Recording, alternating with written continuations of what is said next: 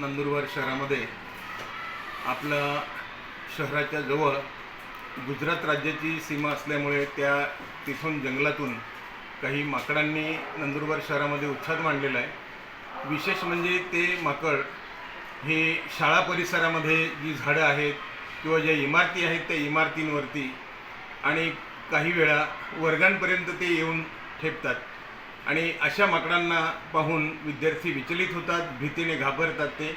आणि एखाद्या वेळी त्या माकडाने काही चावा घेतला तर त्या भीतीने पालकसुद्धा भयभीत झालेले आहेत। म्हणून काही पालक विद्यार्थ्यांना शाळेमध्ये पाठवण्यास थोडे मागे पुढे पाहत आहेत, काही पालक पाठवून देत आहेत। परंतु अशा रीतीने या शहरामध्ये जे माकडांनी धुमाकूळ घातलेला आहे या माकडांचा त्वरित बंदोबस्त करावा आणि तो बंदोबस्त करून सर्व पालकांना आणि विद्यार्थ्यांना आणि शाळेतील सर्व शिक्षक बंधू भगिनींना सर्वांना निश्चिंत करावं अशी मागणी मी वन विभागाच्या माननीय अधिकाऱ्यांना करतोय।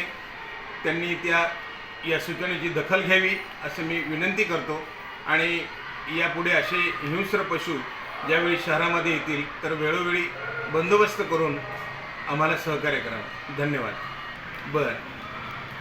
या माकडांमुळे जे काही शहरामध्ये माकडं आलेली आहेत या माकडांनी बिहार हायस्कूल आणि गर्ल्स हायस्कूल तसेच डॉक्टर काणे विद्यामंदिर, बालमंदिर असे जे लहान लहान मुलं ज्या शाळेमध्ये शिकत आहेत या परिसरामध्ये हे माकड परिणाम जो विद्यार्थ्यांवरती होतोय माकडामुळे, तर विशेषतः हे माकड शाळा सुटण्याच्या वेळेला कधी मध्यसुटीमध्ये विद्यार्थी डबे खाताना ही माकड येऊन या ठिकाणी दहशत निर्माण करत आहे आणि आम्हाला गेल्या 2-3 दिवसापासून हा त्रास होत आहे। तर या माकडाचा त्वरित बंदोबस्त करावा असं वन विभागाच्या अधिकाऱ्यांना मी विनंती करतो।